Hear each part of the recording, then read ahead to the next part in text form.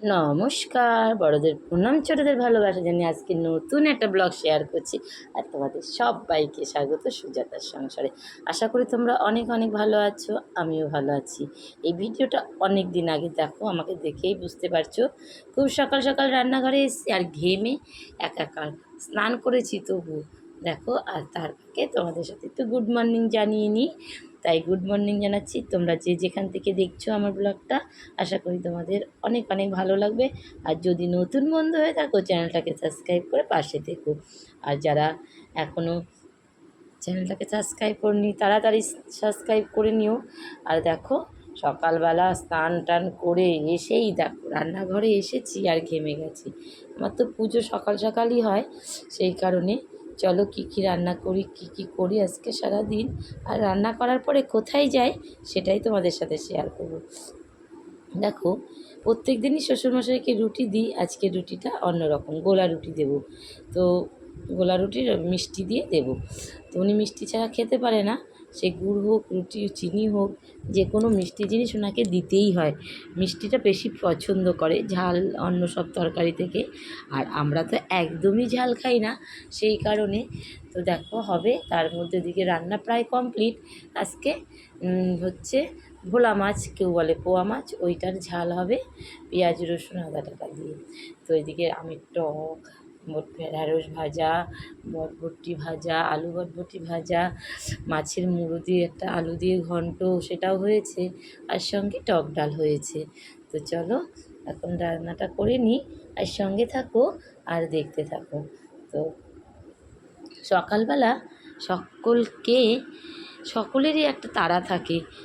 যারা প্রতিদিন বেরোয় তাদের এক ধরনের তাড়া, আর যারা বাড়িতে থাকে তাদের আরেক ধরনের তাড়া। তো তার সঙ্গে সকলে মানিয়ে তাল মিলিয়ে চলে বলো প্রত্যেকে। আর রান্নাঘরের কাজটা যেন বেশি, অন্য কাজের থেকে রান্নাঘরের কাজটা সারাদিনের সবথেকে বেশি। আর এদিকে আমি দেখো আমার বেসিনটার কী অবস্থা, সেটাও তোমাদের সাথে একটু শেয়ার করে দিলাম। তো রান্নাঘরে যেহেতু বেশি সময় কাটাই, রান্নাঘরটাই আমি বেশি শেয়ার করি, আর আদার্স করি অল্প হয়তো। তো দেখো এদিকে গোলা রুটিটা প্রায় হয়ে এসছে। তো একটা করে ফেলেছি আরেকটা। আর এরকম ননস্টিকের তাওয়ায় না এসব রুটি পিঠে করতে বেশ লাগে। মাছের ঝোলটা হবে তাহলেই হয়ে যায়। আর একটু আজকে আদা জিরা দিয়েও আমরা খাই কিন্তু, জানো তো এই মাছটা। তো এদিকে সবজি একদম বাড়ন্ত, মাসের শেষ, সবজিও নেই। দেখো আমার ফ্রিজের বক্সটা, সবজির যে বক্সটা একদম খালি, কটা হয়তো উচ্ছে আর লেবু, পাতিলেবু পড়ে আছে। এগুলো রান্নাবান্না সেরে যাব বাজারে, তারপর অন্য কথা। তো মাসের শেষ, যা ছিল তাই দিয়ে অনেক রকমের আয়োজন। এগুলোই পারে একমাত্র ঘরের মেয়েরা, বাড়ির বউরা যারা সংসারী তারা সকলেই পারে। তো দেখো, যখন সাজিয়ে গুছিয়ে দেব, এক পদ দিয়ে কাউকে খাবার দিতে ভালো লাগে না। আমরা হয়তো পারি মেয়েরা, কিন্তু যারা বাড়ির বয়স্ক বেটা ছেলে তারা কিন্তু পারে না।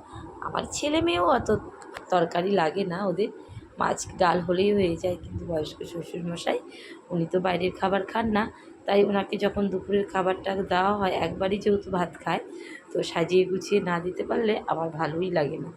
তো ওনার টক মাস্ট লাগে, ওই যে আমের পাতলা টকটা করেছি, উনি ওটা দিয়েই খাবেন, না মাছের ঝোল খাবে, না মুসুরির ডাল খাবে। মুসুরির ডাল উনি খায় না, যেহেতু উনি বয়স্ক মানুষ, সেই কারণে।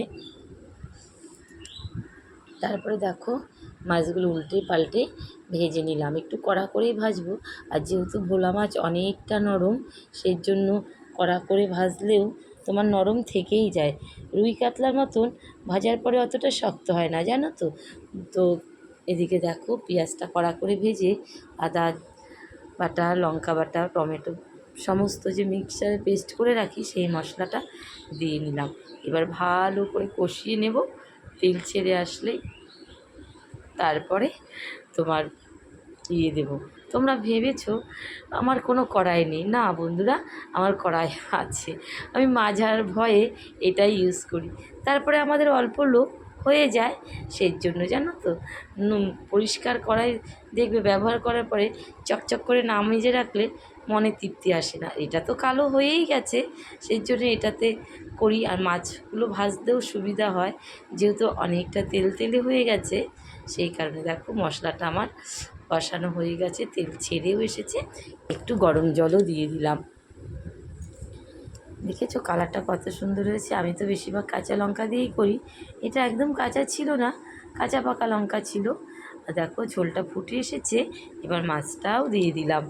তো তোমরা অনেকেই হয়তো খাও ভোলা মাছ বলো, অনেকে পোয়া মাছ বলে। তো অনেক দিন ধরেই রুই কাতলা খাচ্ছিলাম, ভালো লাগছিল না, তো বললাম আজকে একটু নিয়ে এসো, তাই নিয়ে এসছে। সবটাই করেছি, সবটা কিন্তু লাগবে না। তো হাজবেন্ড হয়তো 2 পিস খেলো, ছেলেমেয়েরা কতটা খাবে জানি না, তো বাদ বাকিটা থেকেই যাবে।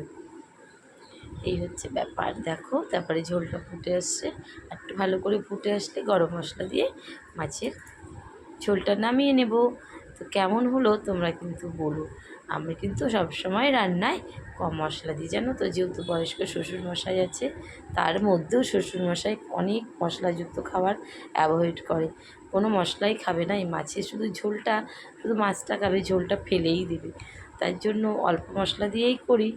তবু একদম মশলা কম ভালো লাগে না, তো আমাদের তো খেতেই হয়। বাচ্চারা খেতে পারে না, তবুও করি, জানো তো। এভাবেই চলি বুঝে বুঝে, প্রতিটা মুহূর্ত প্রতিটা সেকেন্ড আমাকে সংসারে বুঝে বুঝে চলতে হয়। কে কোনটা খাবে, কার কোনটা ভালো লাগবে সেটা।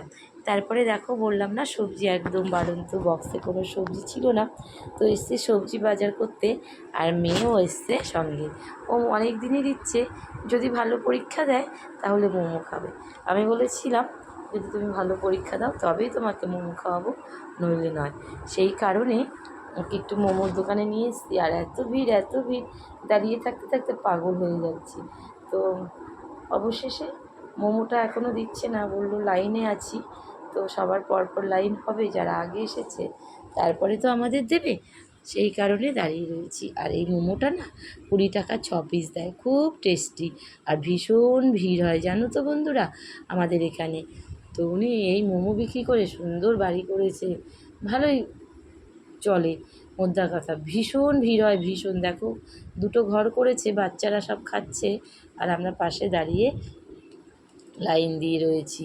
পরপর এসছি কিন্তু অনেকক্ষণ, কিন্তু দিচ্ছে না, কি করব, সেই কারণে। যাই হোক, এই হচ্ছে ব্যাপার। তো মোমো তোমরা এখনকার ছেলেমেয়েরা সকলেই পছন্দ করো।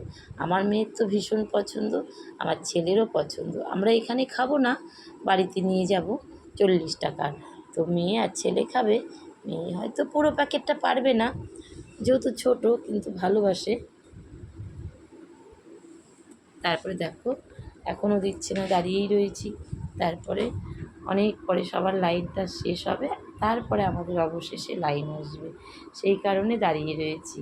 আর এটা আমাদের একটা সাইড, এই সব সাইডে সব ফাস্টফুডের দোকান, এক একটা সাইডে এক একটা খাবারের দোকান, জানো তো।